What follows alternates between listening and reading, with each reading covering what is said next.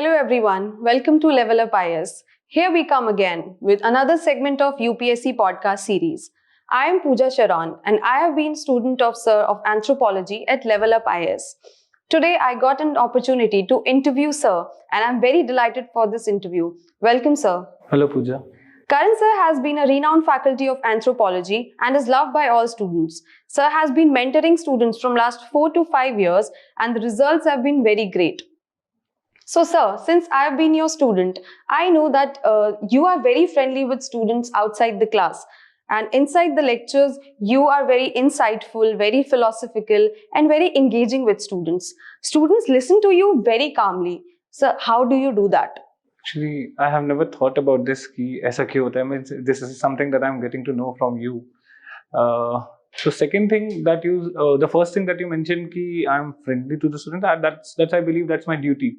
Or every teacher should be doing the same, doing it the same way. They should be friendly to the students because, specifically in optional, because optional is always better to learn in the form of dialogues. Okay, when there is an engagement, when there is a dialogue, so then only the optional will come to you. Else it will just become a compilation of facts. So when you engage into some kind of dialogues, it always helps you understand better or help you write it down better. आपको रट्टा नहीं मारना पड़ेगा. And that's both the reasons, because class maybe if you are creating that environment in which anybody who is actually learning from you is able to express his or her opinion. So in that case, शायद everybody feels that कि उनकी presence matter करती है. And maybe शायद इस वजह से they listen to me or they actually attend my classes maybe. Yeah, I know it very well. So sir, talking about optional subject, how important is it to think before choosing an optional subject? How to choose your optional? I believe that choosing an optional is very similar to choosing your spouse. I have been using this dialogue multiple times. कि optional choose करना अपने partner को choose करने के जैसा है कि you have to be with that person for minimum 2 years, even if you qualify for the exam in the very first attempt only. So आपने 2-3 साल तो उस subject को read करना है, तो that should be always something that should interest you, that should fascinate you. तो पहला criteria should be the interest. Okay. At the same time, it should also overlap with score. ठीक है. तो अगर आपको कोई optional interesting लग रहा है, but अगर वो scoring नहीं है या स्कोर करने में बहुत ज्यादा एफर्ट लगेगा, तो उस वजह से थोड़ा सा आप अवॉइड कर सकते हो. Then go for second interesting option. Okay, जो रिलेटिवली ज्यादा स्कोरिंग है. So interest and the second is the ultimate aim जिसके लिए आप ऑप्शनल चूज कर रहे हो कि स्कोर ज्यादा हो. तो these two should be the criteria, interest और स्कोर. अब हो सकता है कि कुछ ऐसे ऑप्शंस हो सकते हैं कि थर्ड क्राइटेरिया इसकी आपके ग्रेजुएशन के साथ ओवरलैप कर रहा हो, तो एफर्ट थोड़ा कम लगे.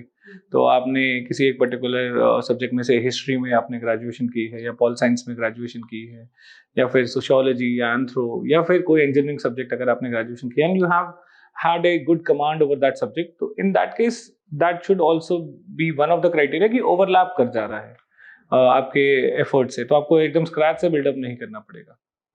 So since we are talking about optional subject, how did you choose anthropology as your optional? What made you choose anthropology as an option? In my case, I was BTech में मैंने biochemical engineering की थी. तो biochemical engineering में physical anthropology वाला part is something that I have already read to a large extent. So only subject that I was very much comfortable with, क्योंकि मेरा graduation का सब्जेक्ट तो था नहीं, तो उस केस में I chose anthropology because physical anthropology में I was very much comfortable. I thought कि मुझे कोई प्रॉब्लम नहीं आएगी. And second reason that was say the score. So anthropology 2014 में when I chose optional, so it was like I was confused between mathematics and this anthropology. क्योंकि mathematics में मेरा interest तो बहुत ज़्यादा था. I was decently well doing good in mathematics subjects also during my graduation, engineering mathematics and all. But when I went through the syllabus, when I went through the books that we have to go through, तो I found that कि इसमें काफ़ी ज़्यादा पढ़ना पड़ेगा. I have no personal opinion related to those who have chosen mathematics also. I am not saying that कि ये गलत चॉइस था. मेरे केस में ऐसा था कि मुझे लगा कि शायद मैं इतना जस्टिस नहीं कर पाऊंगा मैथमेटिक्स ऑप्शन के साथ. तो इस वजह से second interesting optional with some additional benefit was anthropology, and that's why I went with anthropology only. As we know, grass is always greener the other side. Now, when you are a teacher, you're teaching anthropology to students. How does it feel, sir? I believe कि जब तक मैं student था, मतलब अभी भी मैं अपने आप को स्टूडेंट ही बोलूंगा एंथ्रोपोलॉजी का. I would not say that कि I am a teacher. I just share whatever knowledge I have with other fellow aspirants. But the thing is कि when I was like sitting on the other side की attending lectures and all, तो I thought कि lecture देना तो बहुत आसान है, एक बार तैयारी हो गई and you will be like बस जाके डिलीवर करना होता है. बट द थिंग इज कि even after 5 years I do not have the capacity to go and deliver the lecture randomly. या आप मेरे को 1 घंटे पहले बोलो कि एक lecture deliver करना, तो I won't be able to do it.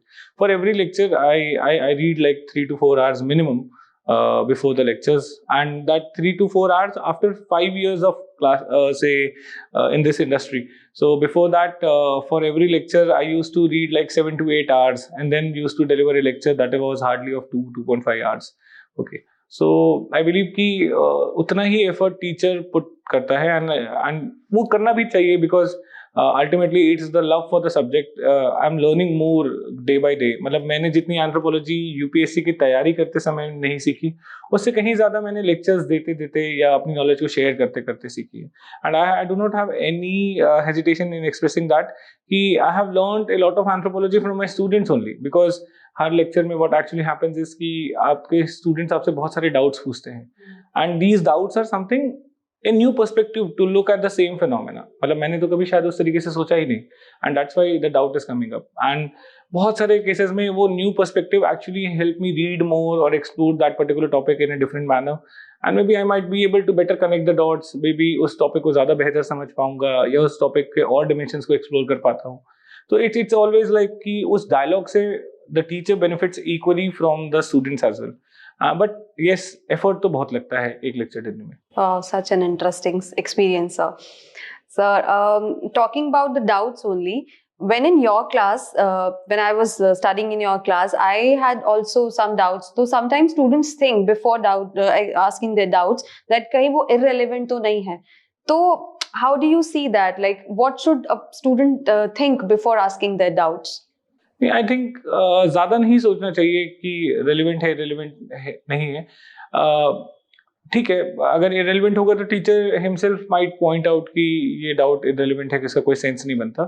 ठीक है, बट अगर टीचर ऐसा बोल रहा है तो उसको माइंड भी नहीं करना चाहिए. ठीक है, तो if you are getting the chance to ask the doubts, पहला तो एक चीज़ को दिमाग में रखना है कि जो क्लास का टाइम है वो इफेक्टिवली यूटिलाइज हो. इट्स नॉट लाइक कि अननेसेसरली एक टॉपिक में एंगेज करना, डिबेट करना, एंड जस्ट टू प्रूव कि मैं सही हूँ या कोई स्कॉलर गलत है या टीचर गलत है. तो वो कोई सेंस नहीं होता. कई बार डाउट्स इस सेंस में पूछे जाते हैं कि आपने जो बोला है वो गलत है, और तो वो नहीं होना चाहिए. बट अगर आपको जेन्युइनली कोई डाउट है तो लेट द टीचर डिसाइड कि वो कितना रेलिवेंट है, कितना इरेलीवेंट है. अगर वो रेलिवेंट है तो वो डेफिनेटली बताएगा. इरेलीवेंट है तो ही माइट से दैट कि ये इसका कोई सेंस नहीं बनता है, and he might give you an explanation for that. So but अगर वो कभी इरेलीवेंट बोले तो उसको माइंड भी नहीं करना चाहिए. तो लेट द टीचर डिसाइड, आप अपनी डाउट्स पूछते रहो. So talking about current affairs, we talked about the role of current affairs in GS. Now let's talk about the role of current affairs in anthropology as an optional. Like how to connect both of them. Is anthropology a completely static subject, or there is some role of current affairs also? How to take out the case studies out of it? No subject is completely static. Okay, चाहे आप anthro ले लो, चाहे कोई भी और optional ले लो, कोई भी सब्जेक्ट completely static तो नहीं है. उनका करंट में कुछ ना कुछ तो रोल है. ओके, कुछ ना कुछ करंट डेवलपमेंट्स तो हो रहे हैं, and plus anthropology is talking about our day to day life. So more or less कुछ ना कुछ जो हमारे आजकल की जिंदगी में हो रहा है उससे रिलेटेड क्वेश्चंस फॉर्म होंगे, उससे रिलेटेड कुछ पुरानी थ्योरीज जो उसको एक्सप्लेन कर सकेंगी. ओके, तो करंट अफेयर्स का रोल तो है, but one thing that is advantages in anthropology is कि whenever you have to write a question, even if you are explaining a contemporary social phenomena, so वहाँ पे भी 80 to 90% of the answer would be very much static. Some theories that have been given by scholars like Marx, Durkheim, Radcliffe Brown, Margaret Mead और Malinowski, उसी से आप उनको explain करने की कोशिश करोगे. Plus आप एंड में 10% of the answer can be quoting the current incidences और current social phenomenas that are happening around you. Plus कुछ नए स्कॉलर्स हैं, धीरे धीरे आ रहे हैं, वो उनके ऊपर भी सवाल पूछे जा रहे हैं, उनके कॉन्ट्रीब्यूशंस पूछे जा रहे हैं, some new concepts might be coming up, but it's not like that कि करंट अफेयर्स में आपको रोज मतलब अपडेट करना होगा। वो इतना ज्यादा इंपॉर्टेंट नहीं है यहाँ पे करंट अफेयर्स की, डे टू डे बेसिस पे you have to actually update it. So कई बार क्या होता है कि हम करंट अफेयर्स में एक सिमिलर टाइप के एग्जाम्पल को या सिमिलर टाइप के न्यूज को हम बार बार कवर कर रहे थे। फॉर एग्जाम्पल कि आप लोग न्यूज़पेपर पढ़ते हो तो आपको ट्राइबल के ऊपर कुछ ना कुछ आर्टिकल्स मिल जाते हैं, but majority of times article related to tribals are related to only one type of problem, कि उनका लैंड छीन लिया गया, उनकी इकोनॉमिक डिप्रीवेशन हो रही है। अब उसके रिलेटेड आपके पास 100 एग्जाम्पल्स हैं, अब आप और हर एग्जाम्पल को आप लिखे जा रहे हो, तो एक ही टाइप की कंडीशन को लेके यू हैव 100 केस स्टडीज। तो आप एग्जाम में तो एक ही क्वेश्चन आएगा, उसमें मुश्किल से 2 केस स्टडी लिख पाओगे आप। तो आप why to go for like 100 example of the same type? Okay, so unnecessary, do not overburden yourself कि अगर कोई particular type of question पूछा गया है और उससे related मेरे पास 1-2 case studies हैं, I don't need to overburden myself with similar case studies or examples of the same type, ठीक है। बाकी फिर उतना ज़्यादा current affairs नहीं है। Okay.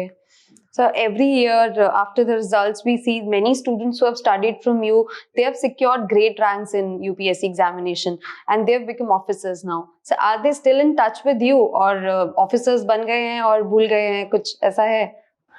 First, I would like to say that कि वो students, as you said कि वो मेरे से पढ़े इसलिए select नहीं, वो कहीं पे भी पढ़ते तो उनका हो जाता। Okay, it's like I was fortunate enough to mentor them and majority of them I'm in touch with them, कुछ ना कुछ कभी ना कभी बात होती रहती है किसी ना किसी।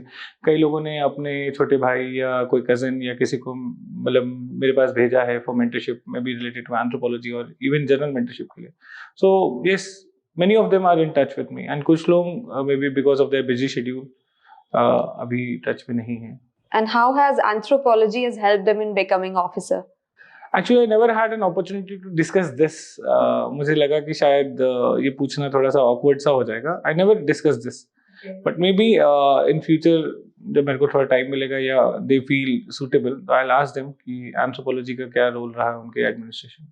So anthropology ने ऑफिसर बना दिया, और क्या चाहिए? Maybe that might be the case, but इससे ज़्यादा मैंने कभी पूछा भी नहीं है। Okay. So, since we talked about the myths in GS, there are few myths also related to anthropology also in minds of students. The first one would be that anthropology is very scoring subject and you can easily secure 250 plus in this examination. I believe yes. मतलब ये myth तो नहीं है, it's a scoring subject and return on investment बहुत high है यहाँ पे। मतलब अगर आपने इसमें इस ढंग से पढ़ाई की है, आपने टाइम दिया है compare to any other optional, यहाँ पे आपको लक फैक्टर बहुत ज़्यादा आपको इनर्शिया क्रिएट नहीं करेगा या luck factor will not impact your score. तो अगर आपने एफर्ट लगाया है 4-5 महीने यहाँ पे दिए हैं 3-4 घंटे on A daily basis, so 250 to 60 is the basic minimum that you can get. Okay. The next one is that anthropology का syllabus is very short and you can easily complete it in 2 months. नहीं, this is the biggest myth. Anthropology कहीं से भी short नहीं है. It actually requires 5 to 6 months to cover. And well, although this might act against me, my profession, but I would like to suggest कि ये सुन के कभी आप anthropology मत लीजिए, क्योंकि anthropology छोटा subject है. 5 से 6 महीने लगते हैं as compared to any other humanities optional. Anthropology is equally big. You 5 से 6 महीने for 3 to 4 hours plus the kind of questions that are being asked these days. तो उस केस में आप वो जो पेरिफेरल रीडिंग है या ऊपर ऊपर से पढ़ लिया, that will not be enough. So उस केस में definitely 6 months, 4 hours a day, that is necessary for anthropology to be completed. So next myth would be anthropology for students of humanities background. It's very scientific for them, so it is not for them. So how true is this? ये थोड़ा सा वैसा वाला बात है कि आपने शुरुआत में ग्रेजुएशन में बीटेक या मेडिकल साइंस किया है, तो you end up into a subject जहाँ पे ओपिनियंस रीड किए जा रहे हैं। It's not like x is equal to y और a is equal to b और this left side is equal to right side, ऐसा नहीं है। यहाँ पे ओपिनियंस हैं कि अगर ऐसा होता है तो ऐसा हुआ होगा और something like that. and this opinion might be correct in some context and you will find the limitations of these opinions in other context. बहुत सब्जेक्टिव हो जाते हैं. तो जो इंजीनियरिंग या मेडिकल साइंसेज की स्टडी है वो रिलेटिवली बड़ी ऑब्जेक्टिव है कंपेयर टू एंथ्रोपोलॉजी में, जहाँ पे सब्जेक्टिविटी इंट्रोड्यूस हो जाती है आपके सब्जेक्ट्स में, ओपिनियंस को आप स्टडी करने लग जाते हो. तो उस केस में डेफिनेटली एक अलग ही फील्ड हो जाता है.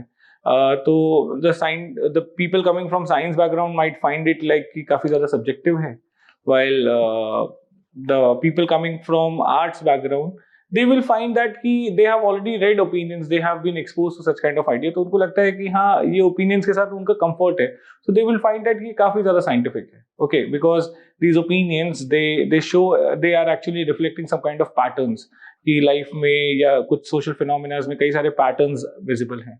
So I would say that कि this way ये जो ओपिनियंस की स्टडी है वो डिपेंड करता है कि आप उसको किस तरीके से परसीव कर रहे हो, डिपेंडिंग अपॉन कि आपकी ग्रेजुएशन कहाँ से है. अगर आप साइंस बैकग्राउंड से तो डेफिनेटली एक ऑल टुगेदर पैराडाइम शिफ्ट है आपकी पढ़ाई में. आपने उस टाइप की चीज़ें कभी पढ़ी नहीं है, तो उन सिनारियों में वो आपको थोड़ा सा सब्जेक्टिविटी दिखेगी एंड थोड़ा सा कंफर्ट डेवलप करने में टाइम तो लगेगा. Okay. So the next myth is also related to the previous one only, that the subject of anthropology is very factual and very statistical. बहुत सारा रट्टा मारना पड़ता है इसमें. नहीं, समझ के रट्टा मारना पड़ेगा. ठीक है, रटना तो किसी में भी है, आप कौन सा सब्जेक्ट है कि आप समझ के लिख सकते हो. बट ओपिनियंस हैं तो ओपिनियन को आप समझ भी सकते हो और लिख सकते हो. बिना समझे तो आपको मतलब दिक्कत तो सब में आएगी. आपको रट्टा तो सब अल्टीमेटली आपको हिस्ट्री भी रटनी है, याद तो सब कुछ करना है, ज्योग्राफी भी करनी है. ओके, ज्योग्राफी में आपको समझ में भी आ जाए तब भी आपको याद तो करना है. कुछ टर्म्स टर्मिनोलॉजीज हैं वो तो याद तो करनी पड़ेंगी. In the same way economics में भी आपको याद तो करना है, और से सोशियोलॉजी और फिलोसफी और से पॉल साइंस और एनी अदर सब्जेक्ट याद तो सब में करना है. बट इट्स लाइक कि आप एक बार एक स्कॉलर को पढ़ रहे हो, आपने उसका ओपिनियन देख लिया, you have just gone through the opinion of that particular scholar and you have understood what he wanted to say. आप उसके आइडिया को समझ चुके हो, then it becomes relatively easy to remember it, then it becomes relatively easy to reproduce it as well. So समझ के याद करना becomes easy. अगर आप समझोगे नहीं तो फिर तो रट्टा ही मारना है. Okay, so this was all about the myths. So sometimes it happens that a student who appears in the mains examination, he or she might not score well in one optional. So he or she thinks of changing the optional subject, but sometimes they feel that it is not a great idea to change their optional. Can they switch from one optional to the other? तो इसीलिए मैंने आपको ये बात बोली थी कि choosing optional is just like choosing your spouse. तो उसके साथ डिवोर्स लेना बहुत डिफिकल्ट हो जाता है. ओके, बिकॉज इंडियन सोसाइटी में it's like very difficult. So optional change करना भी is like just like taking a divorce. Okay, आपने एक सब्जेक्ट को 2 साल दिया है, काफ़ी टाइम उसमें स्पेंड किया है, एफर्ट लगाया है, पैसे भी लगाए हैं, तो उसको छोड़ पाना ना बहुत डिफिकल्ट हो जाता है. और हमेशा एक डिलेमा में रहोगे कि पुराना वाला ऑप्शन सही था या नए वाले ऑप्शन में भी वैसा हाल हो गया. तो ये डिलेमा हमेशा रहेगी. तो फर्स्ट थिंग इज कि exercise extreme caution while choosing your optional. आप 1-1.5 महीना डिले कर लो, बट जल्दबाजी में सुनी सुनाई बातों पे ऑप्शनल चूज नहीं करना चाहिए, नो मैटर व्हाट. कि इसका ट्रेंड चल रहा है, एंथ्रो बहुत अच्छा स्कोर कर रहा है, 3 महीने में हो जाता है, ये सब सुनी सुनाई बातों पे ऑप्शनल नहीं चूज करना चाहिए, because it becomes very much difficult to leave the optional. Second thing is कि अगर मान लो ऐसा कुछ हो गया है कि आपने ऑप्शनल गलत चूज कर लिया है, तो second time again exercise extreme caution while choosing the other optional.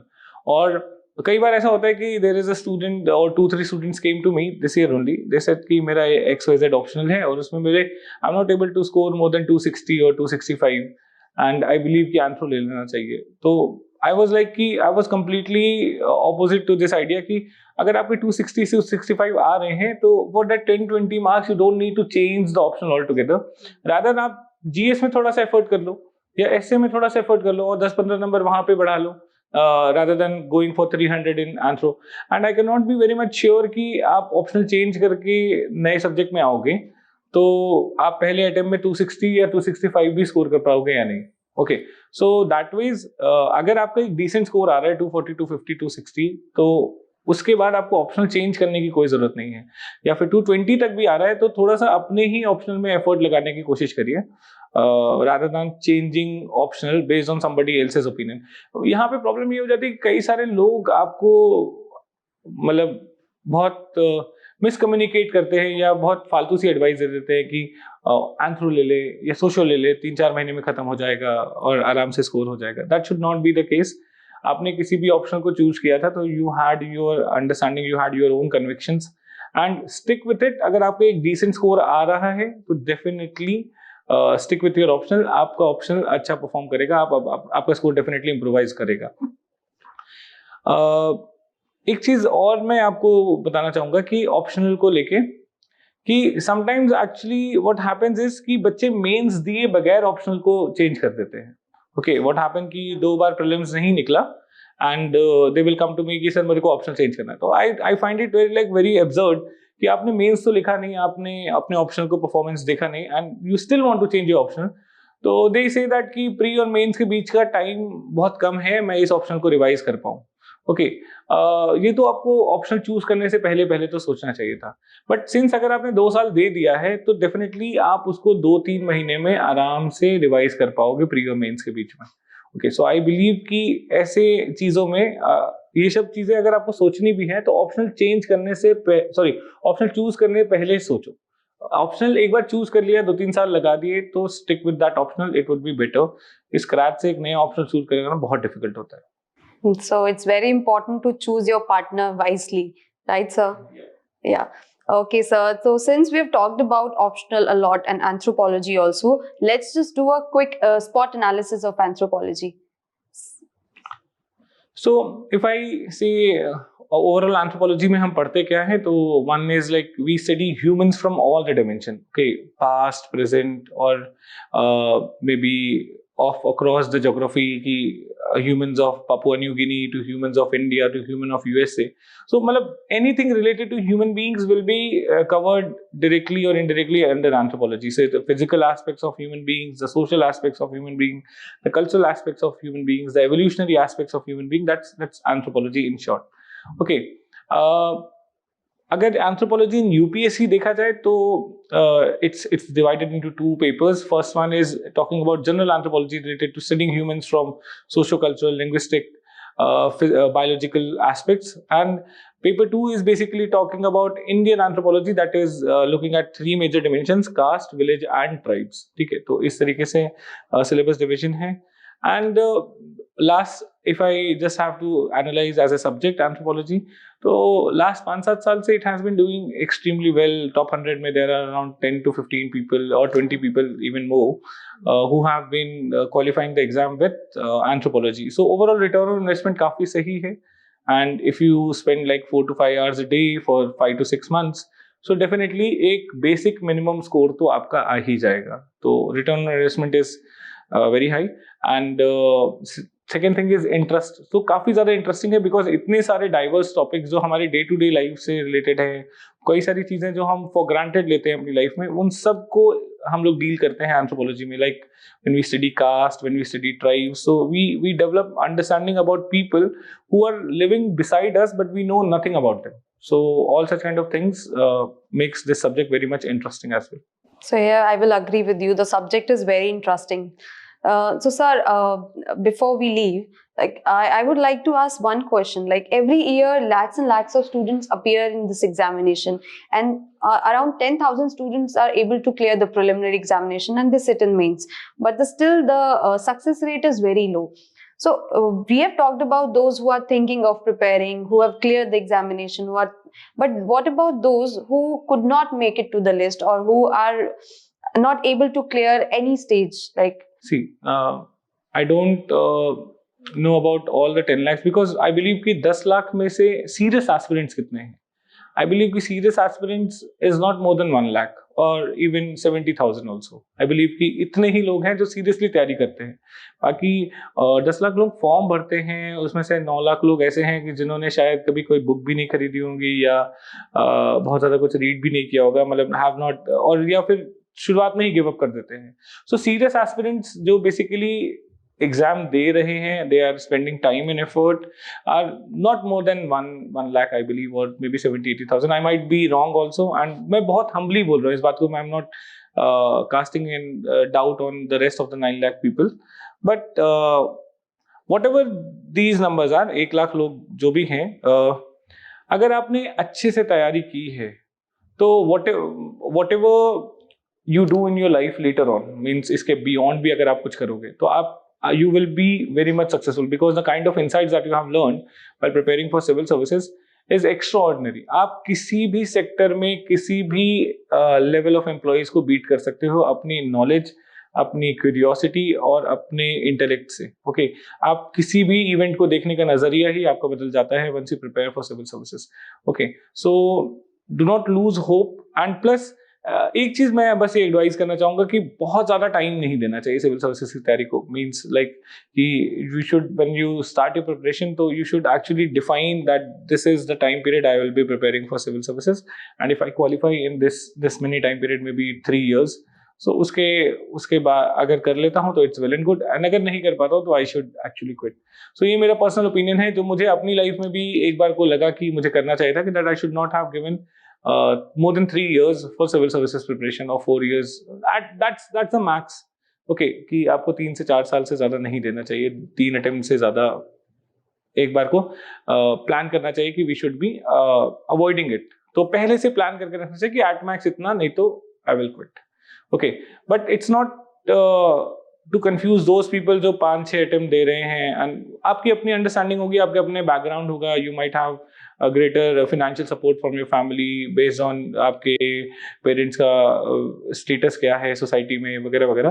तो अगर आपके पास वो बैकअप है, you don't have to worry for your survival, तो आप अपने हिसाब से चांसेस देख सकते हो कि कितने अटेम्प्ट्स देने हैं. But the students who are struggling, okay, तो उनके केस में तो आई वुड सजेस्ट कि 2-3 साल से ज्यादा they should not go give it, and फिर they should start looking for an alternative. अगर आगे के अटेम्प्ट देने भी हैं तो एक ऑल्टरनेटिव देख के, कोई जॉब्स वगैरह ऑल्टरनेटिव लेके, कोई साइड जॉब लेके should give the So in continuation with this opinion of yours, I was about to ask you about the relevance of plan B in this preparation.